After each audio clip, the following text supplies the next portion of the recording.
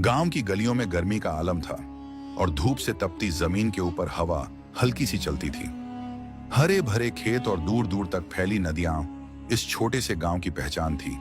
यहाँ हर सुबह और शाम की हवा में कुछ विशेष था, जैसे कोई पुरानी कहानी अपने दरवाजे खोल रही हो। लेकिन इस गांव के साथ एक और कहानी जुड़ी हुई थी, जिसकी धुंधली परछाई आज तक वहां के लोग महसूस करते थे। कहानी उस ताकतवर जमींदार की जिसका नाम राघव सिंह था। राघव सिंह की प्रतिष्ठा इतनी मजबूत थी कि उसे गांव के किसी भी कोने से नकारा नहीं जा सकता था। उसका व्यक्तित्व उस तरह का था कि जहां भी जाता लोग उसकी ओर देखे बिना नहीं रह सकते थे। न केवल उसका रूप, बल्कि उसकी उपस्थिति में एक ऐसी शक्ति थी जो सबको अपने अधीन कर लेती थी। उसकी आंखों में एक झलक थी जो सीधे दिल में उतर जाती थी, और उसके कदम ऐसे चलते थे जैसे हर रास्ता उसे ही मंजिल तक ले जाए। गांव के सबसे बड़े और भव्य घराने का वारिस राघव सिंह जानता था कि उसका हर फैसला केवल उसके परिवार की नहीं, पूरे गांव की किस्मत तय कर सकता था। उसका घर, उसकी जमीन और उसकी ताकत, ये तीनों चीजें उसे राजा से कम नहीं बनाती थी। लेकिन राघव सिंह के जीवन में जो सबसे दिलचस्प बात थी, वह थी उसका आत्मविश्वास और गांव की सबसे आकर्षक महिला सुमित्रा देवी से पहली मुलाकात। वह दिन एक खास समारोह का था जो गांव में आयोजित किया गया था। गांव के सभी लोग उस दिन एकत्रित हुए थे। आलंबी हंसी ठहाके, गाने, नृत्य और भाषणों की ध्वनियां चारों ओर गूंज रही थीं। इस आयोजन में हर कोई उत्साहित था, लेकिन राघव का ध्यान कहीं और था। सुमित्रा देवी, गांव के प्रतिष्ठित सेठ की पत्नी, इस आयोजन में मुख्य अतिथि के रूप में शामिल हुई थी। सुमित्रा देवी ने जैसे ही मैदान में कदम रखा, उसके आसपास की सारी दुनिया जैसे ठहर सी गई। उसका रूप, उसका पहनावा और उसके चेहरे पर बिखरी मुस्कान ने हर किसी का ध्यान आकर्षित किया। उसकी साड़ी का रंग, उसकी चूड़ियां, उसकी आंखों की चमक और हल्की हंसी, हर चीज में एक रहस्यमय आकर्षण था जिसे शब्दों में बांधना मुश्किल था। राघव ने पहले तो उसे नजरअंदाज किया, लेकिन जब उसकी आंखों से सुमित्रा की झलक मिली तो उसे जैसे किसी ने अंदर से झकझोर दिया। उसकी आंखों में एक अजीब सी चमक थी जो उसे सोचने पर मजबूर कर दी थी। सुमित्रा का रूप न केवल आकर्षक था, बल्कि उसमें एक शक्ति थी जो राघव को एक नया एहसास दिला रही थी। राघव ने अपनी निगाहें उस ओर फेर लीं। उसकी आंखें सुमित्रा की ओर झुकीं और सुमित्रा की आंखों में वही चमक दिखाई दी, लेकिन इस बार यह गर्मी और आकर्षण से कहीं अधिक था। राघव को लगा कि वह उस पर पूरी तरह से छा गई है, जैसे वह किसी जाल में फंस गया हो। सुमित्रा ने जानबूझकर राघव को देखा, लेकिन उसकी मुस्कान में कुछ खास था, किसी अनकहे खेल की शुरुआत जैसा। समारोह के दौरान राघव ने सुमित्रा को एक बार फिर देखा, जब वह मंच पर अपनी उपस्थिति दर्ज करा रही थी। उसकी आवाज में गहरी मिठास थी, और जब उसने कुछ शब्द कहे तो राघव की आत्मा जैसे एक गहरे आकर्षण से भर गई। समारोह खत्म होने पर राघव और सुमित्रा का सामना एक अनजाने मोड़ पर हुआ। दोनों की आंखें मिली, लेकिन यह एक सामान्य मुलाकात नहीं थी। यह पहली बार था जब दोनों ने एक दूसरे को इस गहरे, बिना कहे गए रिश्ते से महसूस किया था। राघव को लगा जैसे किसी रहस्यमय शक्ति ने उसे अपनी गिरफ्त में ले लिया हो, और सुमित्रा को भी यह महसूस हुआ कि राघव की ताकत और उसकी उपस्थिति उसे एक नजदीकी आकर्षण में बांधने की ताकत रखती है। आपने तो बहुत अच्छा भाषण दिया, राघव ने धीरे से कहा। उसकी आवाज में एक नई हलचल थी जो पहले कभी नहीं आई थी। सुमित्रा ने मुस्कुराते हुए उसकी आंखों में देखा और कहा, धन्यवाद राघव जी, आपके जरा से ध्यान ने मुझे और प्रेरित किया। आप तो जानते ही होंगे, गांव की महिलाएं हमेशा जो भी करती हैं वह हर किसी के लिए मायने रखता है। राघव ने थोड़ा मुस्कुराया, फिर नजरें फेर दी। आपका ज्ञान और आत्मविश्वास अद्वितीय है, गांव को आप पर गर्व है, उसने कहा। सुमित्रा ने उसे एक तीखी मुस्कान दी और पलटकर चल दी, लेकिन उसकी मुस्कान और उसकी आंखों की चमक राघव के मन में कई सवाल छोड़ गई। वह उसे कहीं ना कहीं समझने की कोशिश कर रहा था, लेकिन अभी कुछ भी स्पष्ट नहीं था। गांव में एक और सुरीला दिन ढलने की ओर था, और राघव के हवेली में हर तरफ शांति पसरी हुई थी। हवेली के विशाल आंगन में सिर्फ हवा की सरसराहट सुनाई दे रही थी, और दूर दूर तक फैले बाग बगीचों की खूबसूरती जैसे इस शांत माहौल में छिपी एक रहस्यमय कहानी की प्रतीक हो। राघव सिंह का घर किसी किले से कम नहीं था और उसकी ताकत के निशान यहां हर जगह दिखाई देते थे। यह हवेली उसकी शक्ति का प्रतीक थी और इसमें हर चीज उसकी मर्जी के अनुसार चलती थी। लेकिन इस दिन हवेली में एक असामान्य आगमन होने वाला था। सुमित्रा देवी, जो पहले ही राघव के बारे में बहुत कुछ जान चुकी थी, आज अकेले राघव के घर आई थी। उसकी वजह कोई और नहीं बल्कि उसकी अपनी योजनाएं थीं। वह जानती थी कि राघव के पास न केवल ताकत है बल्कि वह उसके साथ एक नया रास्ता बना सकता है जो उसे अपनी इच्छाओं की ओर ले जाएगा। आंखों में एक गहरी योजना छिपी थी और आज वह उसी योजना को आगे बढ़ाने के लिए आई थी। सुमित्रा के कदम हवेली के अंदर जैसे ही पड़े, हवा में हल्की सी खलबली सी मच गई। राघव ने उसे हवेली के दाहिनी ओर स्थित बड़े कक्ष में बुलाया था, जहां वह अक्सर अपने मेहमानों को विश्राम देने के लिए बैठता था। कमरे का वातावरण भी उसी तरह का था।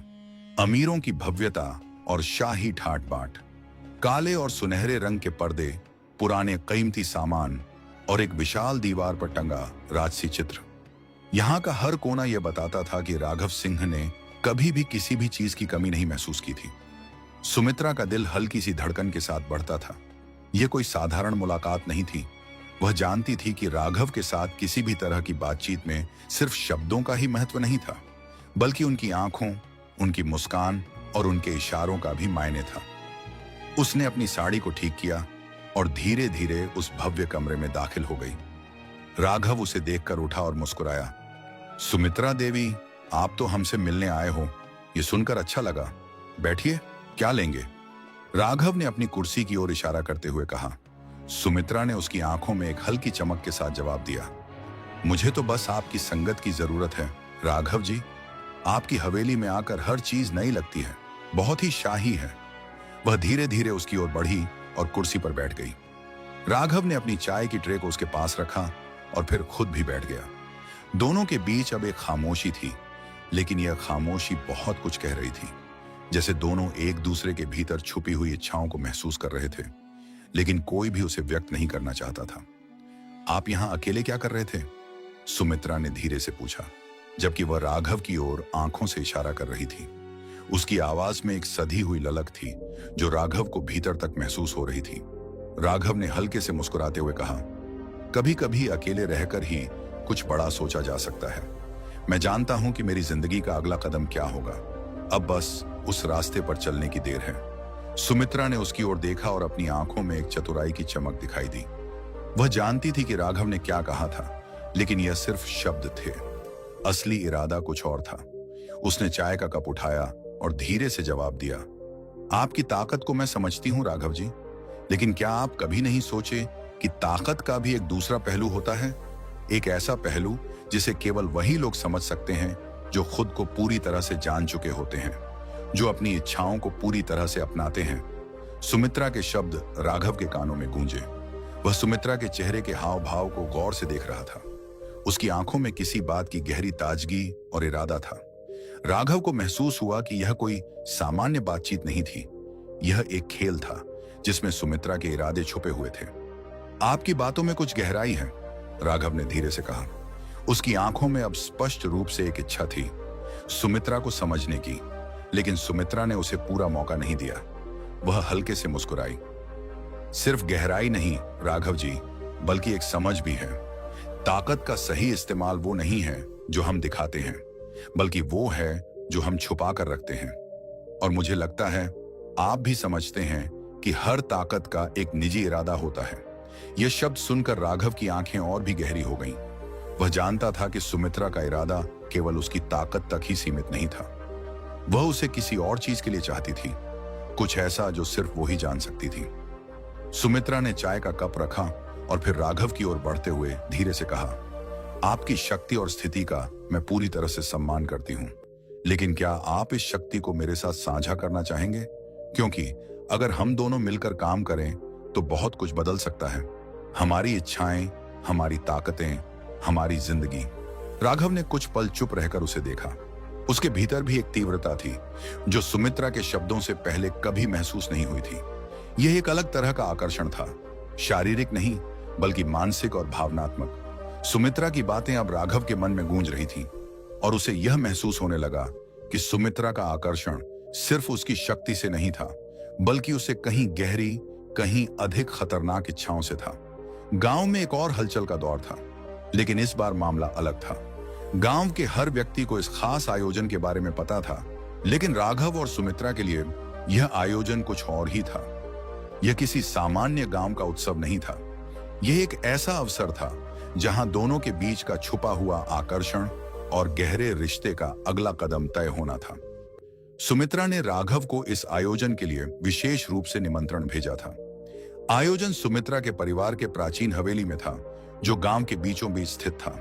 सुमित्रा ने बड़ी योजनाओं के तहत इसे आयोजित किया था और उसे यह भी पता था कि इस आयोजन के माध्यम से वह राघव के साथ अपनी योजना को और गहरा कर सकती है। राघव ने सुमित्रा का निमंत्रण स्वीकार कर लिया था, लेकिन वह अंदर ही अंदर सोच रहा था कि आज यह मुलाकात सामान्य नहीं होगी। सुमित्रा के साथ पिछली मुलाकात ने उसकी चेतना में कई सवाल छोड़े थे। सिर्फ शारीरिक आकर्षण नहीं, बल्कि मानसिक और भावनात्मक स्तर पर भी एक गहरी खिंचाव थी। वह जानता था कि यह संबंध किसी भी दिशा में जा सकता है और उसे पूरी तरह से महसूस कर रहा था कि सुमित्रा ने उसे अपने जाल में फंसा लिया था। आयोजन के दिन हवेली में रोशनी की छटा बिखरी हुई थी। संगीत और नृत्य की ध्वनियां हर कोने में गूंज रही थीं, लेकिन राघव का ध्यान कहीं और था। सुमित्रा देवी का आभा और उसकी उपस्थिति जैसे पूरे कमरे में एक विशेष आकर्षण फैलाती थी। वह अपनी बहुमूल्य साड़ी में लिपटी हुई थी। उसकी आंखों में एक नई चमक थी और उसके चेहरे पर एक ऐसी मुस्कान थी जो राघव को समझाने के लिए काफी थी कि आज कुछ खास होने वाला था। सुमित्रा ने राघव को देखा और धीरे से मुस्कुराई, जैसे वह उसे किसी गहरे रहस्य में उलझाना चाहती हो। वह राघव के पास आई और बिना कोई औपचारिकता निभाए सीधे उसके पास बैठ गई। आप आए, मुझे खुशी हुई, सुमित्रा ने धीरे से कहा, लेकिन उसकी आवाज में जो लहजा था वह सामान्य से कहीं ज्यादा था। राघव ने अपनी आंखों में उसकी ओर देखा और फिर हल्के से मुस्कुराया। आपके बुलावे से कैसे इनकार किया जा सकता है? उसकी आवाज में स्नेह था, लेकिन इस बार वह कुछ और महसूस कर रहा था, जैसे वह दोनों एक दूसरे के दिलों के गहरे स्थानों को छूने के करीब थे। सुमित्रा ने अपनी नजरें उसकी आंखों में गड़ा दी, जैसे वह जानबूझकर उसे उसके अंदर की गहरी ख्वाहिशों का एहसास कराना चाहती हो। आपकी उपस्थिति में हमेशा कुछ खास होता है राघव जी। मुझे लगता है कि हम दोनों के बीच कुछ है जिसे शब्दों में नहीं कहा जा सकता। आप भी यही महसूस करते होंगे, है ना? राघव ने उसकी बातों को एक पल के लिए अनसुना किया, फिर गहरी सांस ली और कहा, हाँ, मुझे यह महसूस हो रहा है कि हमारी मुलाकातें अब पहले जैसी नहीं हैं। कुछ अलग सा है, लेकिन मैं इसे सही तरीके से समझ नहीं पा रहा हूं। सुमित्रा ने उसकी बातों को हल्के से नजरअंदाज करते हुए कहा, समझने की कोशिश न करें राघव जी। कभी कभी चीजें बस महसूस की जाती हैं, समझी नहीं जाती। मुझे लगता है अब वक्त आ गया है जब हमें अपनी इच्छाओं और ख्वाहिशों का पीछा करना चाहिए। हम दोनों जानते हैं कि हमारी जिंदगी में एक नया मोड़ आ चुका है। क्या आप भी इस बदलाव को स्वीकार करते हैं? राघव को उसकी बातें बहुत गहरी लग रही थीं, लेकिन उसने खुद को नियंत्रित करने की कोशिश की। वह जानता था कि अगर वह अपनी भावनाओं को पूरी तरह से छोड़ देता तो वह सुमित्रा के जाल में फंस जाएगा। क्या आप कह रही हैं, सुमित्रा? उसने सवालिया अंदाज में पूछा। क्या यह बदलाव सिर्फ आप चाहती हैं या हम दोनों का भी कुछ योगदान है इसमें? सुमित्रा ने उसकी आंखों में देखे बिना कहा, यह बदलाव दोनों का होगा राघव जी। मुझे लगता है कि आप वो व्यक्ति हैं जो मुझे वो सब दिला सकते हैं जो मैं चाहती हूं। अब क्या आप मेरी इच्छाओं का हिस्सा बनना चाहेंगे? राघव ने सुमित्रा की बातों को ध्यान से सुना, लेकिन वह इस खेल को पूरी तरह से समझना चाहता था। वह जानता था कि सुमित्रा की इच्छाएं न केवल उसके लिए बल्कि उसकी ताकत के लिए भी थीं। लेकिन क्या वह इस चाहत को पूरी तरह से अपनी मंजिल बना सकता था? क्या वह अपनी इच्छा को पूरी तरह से महसूस करने के लिए सुमित्रा की तरफ बढ़े? दोनों के बीच एक खामोशी सी छाई हुई थी। यह खामोशी अब एक वासना और आकर्षण के जाल में बदल गई थी, जिसमें कोई भी बाहर नहीं निकल सकता था। हालांकि दोनों अपने अपने रास्ते पर चलने की कोशिश कर रहे थे, लेकिन हर कदम पर उनका आकर्षण और रिश्ते की गहराई और भी बढ़ती जा रही थी। हम दोनों के बीच अब एक मजबूत रिश्ता बन चुका है राघव जी, सुमित्रा ने कहा। उसकी आंखों में एक गहरी चाहत थी, लेकिन आवाज में मासूमियत थी। लेकिन यह रिश्ता तभी आगे बढ़ेगा जब हम इसे अपने तरीके से जीने का साहस दिखाएंगे। राघव ने उसकी बातों का ध्यान किया और फिर धीरे से कहा, हमेशा ऐसा नहीं होता सुमित्रा कि हमारी इच्छाएं एक साथ मिलती हैं।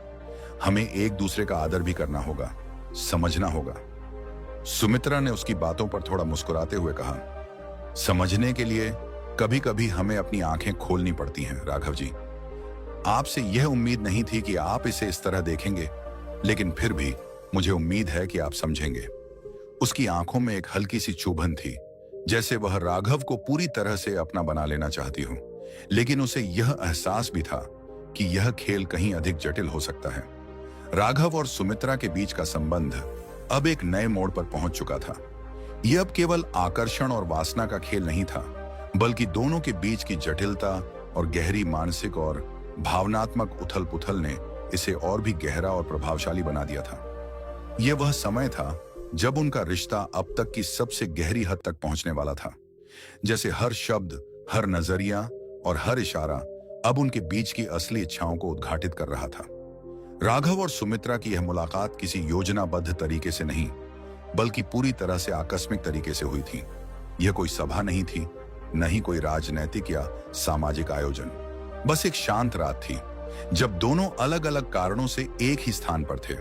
हवेली के बड़े हॉल में केवल कुछ मोमबत्तियां जल रही थीं, और दूर से आती हवा की सरसराहट उनके बीच की खामोशी को और गहरा बना रही थी।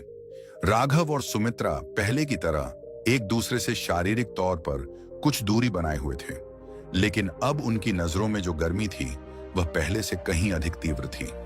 राघव ने अपनी कुर्सी की पीठ से सिर झुका लिया था, और सुमित्रा की आंखों में गहरी ललक थी, जो उसे बहुत कुछ कह रही थी, कभी न कहे गए शब्दों से भी अधिक। कुछ क्षणों की चुप्पी के बाद सुमित्रा ने धीरे से राघव की तरफ कदम बढ़ाए। उसकी आंखों में वही पुरानी ताकत और अब एक नई ललक भी थी। आप हमेशा कुछ छिपा लेते हो राघव जी, उसने कहा। उसकी आवाज में एक रहस्यमयी मधुरता थी। लेकिन आज मैं जानना चाहती हूं कि आप भीतर से क्या महसूस करते हो। क्या हमारी बीच जो कुछ है वह सिर्फ शक्ति का खेल है या कुछ और है? राघव ने उसकी ओर देखा। उसकी आंखों में चुपके से एक गहरी मूक चाहत थी, लेकिन उसने खुद को पूरी तरह से नियंत्रित किया और जवाब दिया, कभी कभी हम अपनी इच्छाओं को समझने से पहले उनसे डरने लगते हैं सुमित्रा। शायद हम दोनों ही अपनी सीमाओं को पार करने से डरते हैं। लेकिन सुमित्रा ने राघव के शब्दों को नकारते हुए पास कदम बढ़ाए और धीरे से उसके सामने बैठते हुए कहा, हमारे बीच अब कोई सीमाएं नहीं हो सकती राघव। क्या आप समझते हो कि मैं यहां क्यों हूं? मैं आपको शक्ति नहीं, बल्कि एक नई दिशा चाहती हूं, जहां हम अपनी इच्छाओं को साकार कर सकें, जहां हम हर नियम को तोड़ सकें। आपको लगता है कि आपको सिर्फ ताकत चाहिए, लेकिन मैं जानती हूं कि आपको मेरे जैसी शक्ति भी चाहिए। आप मुझे चाहते हैं राघव। राघव ने गहरी सांस ली और फिर उस पर नजर डाली। तुम चाहती हो कि मैं तुम्हारी इच्छाओं को पूरा करूं, लेकिन इस खेल में हम दोनों के लिए कुछ ना कुछ तो खोना पड़ेगा सुमित्रा। सुमित्रा ने उसकी बातों का कोई जवाब नहीं दिया। उसकी आंखों में सिर्फ एक जलन थी, एक आग जो बिना शब्दों के सब कुछ कह देती थी। वह धीरे से राघव की ओर बढ़ी और उसका चेहरा अब बहुत पास था।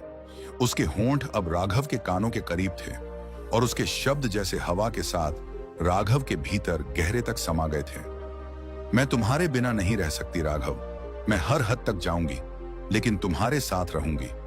तुम्हारी सत्ता और ताकत, ये वो चीज है जिसे मैं हर कीमत पर चाहती हूं, और मैं जानती हूं तुम भी मुझे उसी तरह चाहो। क्या तुम भी तैयार हो इस गहरे रिश्ते को स्वीकारने के लिए? ये शब्द जैसे राघव के भीतर कुछ गहरे तक उतर गए। उसकी नजरों में अब सुमित्रा का चेहरा धुंधला होने लगा था, लेकिन उसके भीतर एक तीव्र इच्छा थी। वह जानता था कि यह रास्ता अब कहीं ना कहीं सिर्फ एक शारीरिक संबंध से बढ़कर कुछ और बन चुका था। यह एक खेल था जिसमें शक्ति और वासना के बीच संतुलन स्थापित करना था। राघव ने धीरे से सुमित्रा को अपने पास खींचा और एक पल के लिए वह दोनों एक दूसरे के करीब थे। उनका रिश्ता अब सिर्फ शारीरिक नहीं था, यह एक गहरी मानसिक और भावनात्मक उथल पुथल में बदल चुका था। राघव ने उसकी आंखों में देखा और कहा, तुम सही कहती हो सुमित्रा, मैं भी तुमसे यही चाहता हूं। तुम्हारी शक्ति, तुम्हारा साथ, लेकिन इसे अब केवल शारीरिक नहीं, मानसिक रूप से भी समझना होगा। इस बार कोई शब्द नहीं थे, केवल उनकी आंखों में जो चाहत थी वह सब कुछ बता रही थी। सुमित्रा ने राघव की ओर झुकते हुए कहा, तो फिर हम दोनों यह स्वीकार करते हैं, कोई भी सीमा नहीं, कोई भी नियम नहीं, हम जो चाहेंगे वही होगा। यह संवाद अब एक प्रतिज्ञा बन चुका था। वे दोनों एक दूसरे के करीब आए और इस बार उनका आकर्षण सिर्फ शारीरिक नहीं बल्कि एक गहरे स्तर पर था, जहां उनकी इच्छाओं, शक्ति और वासना का खेल एक नए रूप में था। राघव और सुमित्रा के बीच जो संबंध एक गहरी इच्छाओं और वासना से शुरू हुआ था, अब वह एक ऐसे स्तर पर पहुंच चुका था जहां न केवल शारीरिक आकर्षण बल्कि मानसिक और भावनात्मक बंधन भी मजबूत हो गए थे। लेकिन हर संबंध की अपनी सीमा होती है और जैसे जैसे समय बीत रहा था, राघव को यह महसूस होने लगा कि सुमित्रा का उद्देश्य केवल उसकी शारीरिक उपस्थिति से कहीं अधिक था। पिछले कुछ हफ्तों में राघव ने सुमित्रा के साथ कई बार गहरी बातचीत की थी, जिसमें दोनों ने अपनी चाहतों, डर और भविष्य के बारे में खुलकर बात की थी। वह जानते थे कि उनका रिश्ता अब सिर्फ एक मनोरंजन नहीं था बल्कि एक मानसिक जुड़ाव बन चुका था। लेकिन राघव के मन में एक सवाल था जो धीरे धीरे उसके दिमाग में घर कर गया था। क्या सुमित्रा ने उसे सिर्फ अपनी इच्छाओं को पूरा करने का एक साधन समझा है, या वह उसकी शक्ति और जमीनों पर अपना अधिकार जमाना चाहती है? राघव के मन में यह सवाल गहरे होते जा रहे थे और वह धीरे धीरे सुमित्रा के बारे में अपनी धारणा को परखने की कोशिश कर रहा था। उसे लगता था कि सुमित्रा का असली उद्देश्य उसकी ताकत और प्रभाव था, न कि केवल शारीरिक संबंध। यह बात राघव के लिए एक बड़ी चिंता का कारण बन गई थी, क्योंकि उसकी सत्ता और जमीन उसकी जीवन का आधार थे और वह नहीं चाहता था कि कोई उस पर कब्जा कर ले, खासकर सुमित्रा जैसी चतुर महिला। एक शाम जब राघव हवेली के बगीचे में अकेला बैठा था, सुमित्रा अचानक उसकी तरफ आई। उसके चेहरे पर वही परिचित मुस्कान थी, लेकिन इस बार राघव ने उसकी आंखों में एक नई चमक देखी जो उसे पहले कभी नहीं महसूस हुई थी। यह चमक कुछ और ही थी, कुछ योजनाबद्ध, कुछ गहरी मंशा वाली। राघव, आप आजकल कुछ चिंतित लग रहे हैं, सुमित्रा ने धीरे से कहा। उसकी आवाज में अब पहले जैसी मृदुता नहीं थी। इसके बजाय उसकी आवाज में एक तरह की चुप्पी और दबाव था, जैसे वह कुछ कहना चाहती हो लेकिन शब्द उसे पकड़ रहे हों। राघव ने उसकी ओर देखा और फिर अपनी निगाहें हटा लीं। कुछ नहीं सुमित्रा, बस कई चीजों के बारे में सोच रहा था। हमारी जिंदगी बहुत जटिल हो गई है और मैं इसे समझने की कोशिश कर रहा हूं। सुमित्रा ने उसकी ओर कदम बढ़ाए और उसके पास आकर खड़ी हो गई। क्या आप मुझसे कुछ छिपा रहे हैं राघव? हम दोनों एक दूसरे के बहुत करीब हैं। अब हम दोनों के लिए कुछ भी छुपाना मुमकिन नहीं रहा। मुझे लगता है हमें अब सीधे सीधे बात करनी चाहिए। क्या आप यही महसूस नहीं करते? राघव ने उसकी बातों पर ध्यान दिया, लेकिन वह उस आंतरिक गहरे डर को महसूस कर रहा था जो अब उसे सुमित्रा के बारे में हर बात पर शंका करने को मजबूर कर रहा था। वह जानता था कि सुमित्रा के शब्दों में कोई छिपी हुई बात थी और उसने धीरे से अपनी आंखें उसकी ओर फिर से घुमाई। क्या आप मुझसे कुछ कहना चाहती हो सुमित्रा? सुमित्रा ने थोड़ी देर रुककर फिर कहा, मैं आपको एक बात बताऊं राघव, मैं सिर्फ आपकी ताकत और सत्ता के बारे में नहीं सोच रही हूं। मैं समझती हूं कि आप कितना महत्वपूर्ण हो। आप जो कुछ भी करते हो वह सब मेरे लिए मायने रखता है और मैं जानती हूं कि अगर हम दोनों साथ हैं तो हम किसी भी चीज को हड़प सकते हैं, अपनी हर चाहत पूरी कर सकते हैं। आपकी जमीनें, आपके प्रभाव, ये सिर्फ मेरे लिए नहीं, हमारे लिए हैं, हम दोनों के लिए। अब क्या आप भी यही नहीं चाहते? राघव की आंखों में एक हल्की सी शंका उभरी। उसकी नजरें कुछ देर तक सुमित्रा के चेहरे पर टिकी रहीं और फिर धीरे से वह खड़ा हो गया। उसका मन अब पूरी तरह से उलझन में था। सुमित्रा की बातें उसे न केवल आकर्षित कर रही थीं, बल्कि उसके मन में गहरी चिंता भी पैदा कर रही थी। क्या वह सचमुच सुमित्रा पर विश्वास कर सकता था? क्या वह सिर्फ उसे अपने खेल का हिस्सा बना रही थी, या उसका यह प्यार वास्तव में सच था? तुम्हें लगता है कि मैं तुम्हारी बातों को इस तरह सुन सकता हूं? राघव ने गहरी सांस ली और सुमित्रा की ओर देखा। तुम कह रही हो कि हम दोनों के पास सब कुछ होगा, लेकिन क्या तुम यह नहीं समझ रही हो कि मेरी जमीन, मेरी सत्ता, यह सब मुझे सिर्फ मेरे खून पसीने से मिला है, और तुम मुझे अपनी इच्छा के अनुसार मोड़ने की कोशिश कर रही हो? क्या तुमने यह कभी नहीं सोचा कि तुम्हारी यह योजना सिर्फ मुझे नहीं, हम दोनों को खतरे में डाल सकती है? सुमित्रा की आंखों में पहले की तरह वही जलन और चमक थी, लेकिन इस बार कुछ और था, कुछ तिक्तता और खामोशी। राघव, तुम्हारी शंका मुझे दुखी करती है, लेकिन सच तो यह है कि तुम इसे नहीं समझ पा रहे हो। अगर मैं तुम्हें सब कुछ चाहती हूं तो सिर्फ तुम्हारी शक्ति और प्रभाव के लिए नहीं, बल्कि तुम्हारी समझ के लिए भी। हम दोनों साथ आकर ही इस दुनिया को जीत सकते हैं। तुम्हारी जमीन, तुम्हारा राज्य, ये सब मेरी नहीं, हमारी संपत्ति होगी और तुम अब इस रास्ते से मुड़कर नहीं जा सकते। राघव को अब पूरी तरह से यकीन हो गया था कि सुमित्रा का असली इरादा सिर्फ उसे अपने जाल में फंसाना था, ताकि वह उसकी सत्ता और जमीनों पर अपना अधिकार जमा सके। उसका शारीरिक आकर्षण अब सिर्फ एक बहाना था और सुमित्रा की मानसिक चतुराई उसे उस राह पर ले जा रही थी जहां से वापसी अब संभव नहीं थी। हालांकि राघव के भीतर यह डर और संकोच था, वह सुमित्रा को पूरी तरह नकार भी नहीं सकता था। दोनों के बीच अब एक ऐसा बंधन था जो शारीरिक, मानसिक और भावनात्मक रूप से बहुत मजबूत हो चुका था और वह जानता था कि इसे तोड़ने के लिए अब बहुत कुछ खोना पड़ेगा।